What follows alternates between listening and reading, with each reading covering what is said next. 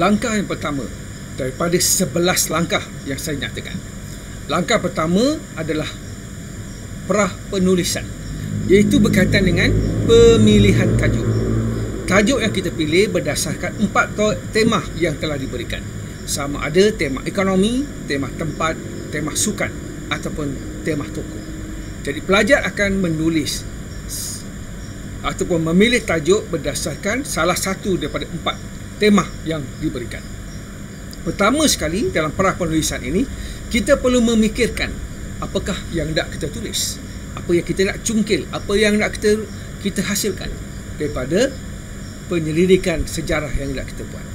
Jadi dalam kita memikirkan tajuk, setelah kita memikirkan tema mana yang kita nak buat, kita perlu membaca. Langkah yang kedua, kita perlu membaca bahan-bahan berkaitan dengan tajuk yang kita fikirkan. Mungkin kita nak buat tentang tokoh sukan. Jadi kita kena membaca sebanyak mungkin bahan berkaitan dengan tokoh sukan yang nak kita kaji. Kita nak membaca tentang sejarah tempat yang nak kita kaji. Kita nak mengkaji tentang Kuala Kangsar. Jadi kita kena banyak membaca tentang Kuala Kangsar untuk membolehkan kita menghasilkan satu esei yang baik. Itu yang pertama. Kedua, kita perlu membina pelbagai persoalan. Ini persoalan berkaitan dengan apa yang kita baca, tentang tokoh yang nak kita tulis, tentang tempat yang nak kita tulis, tentang ekonomi yang nak kita tulis, tentang sukan, kegiatan sukan yang nak kita tulis. Jadi kita perlu banyakkan persoalan untuk membolehkan kita menyelidik dengan lebih baik. Apakah yang hendak kita jelaskan dalam esei yang hendak kita hasilkan. Jadi persoalan ini perlu kita jawab. Itu yang dikatakan sebagai esei dalam isi jawapan esei kita. Okay, kita menjawab persoalan yang kita nyatakan. Itu ataupun dipanggil permasalahan kajian dalam proposal kajian. Yang itu perlu kita jelaskan dalam esei yang dikatakan sebagai dapatan kajian. Jadi kita menjawab persoalan pertama berkaitan dengan tokoh yang kita kaji. Iaitu persoalan pertama berkaitan dengan latar belakang tokoh tersebut. Dan kita menjelaskan tentang tokoh tersebut dalam isi yang pertama. Itu adalah jawapan. Itu yang dikatakan sebagai dapatan kajian. Yang kedua, kita nak menjelaskan tentang sumbangan tokoh tersebut.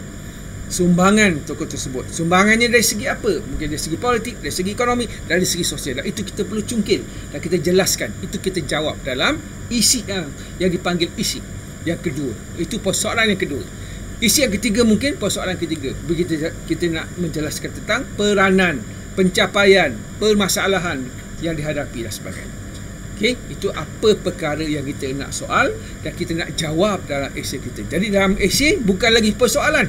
Esei adalah jawapan kepada persoalan yang kita nyatakan dalam proposal kajian.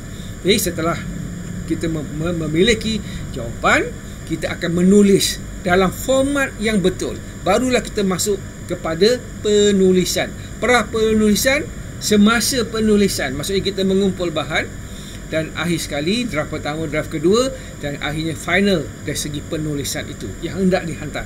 Satu hasil esei yang telah selesai dijalankan. Jadi kita berdasarkan pada format esei, ada pengenalan, ada isi dan ada penutup kepada esei tersebut. Okey, itu adalah perkara terakhir yang kita hasilkan. Okay, itu adalah langkah yang pertama. Okay, dia belum siap lagi, kita hanya memulakan langkah pertama. Okay, langkah pertama dari segi memikirkan apa yang nak kita pilih dalam tajuk tersebut, apa yang kita nak jelaskan. Jadi kita perlu buat pembacaan dahulu untuk mendapatkan satu gambaran tentang kajian yang nak kita lakukan. Dan kita membina persoalan untuk dijelaskan dalam esei nanti. Dan kita menghasilkan satu esei yang baik. Itu adalah langkah pertama yang sangat penting. Okay, dalam menghasilkan satu esei yang baik.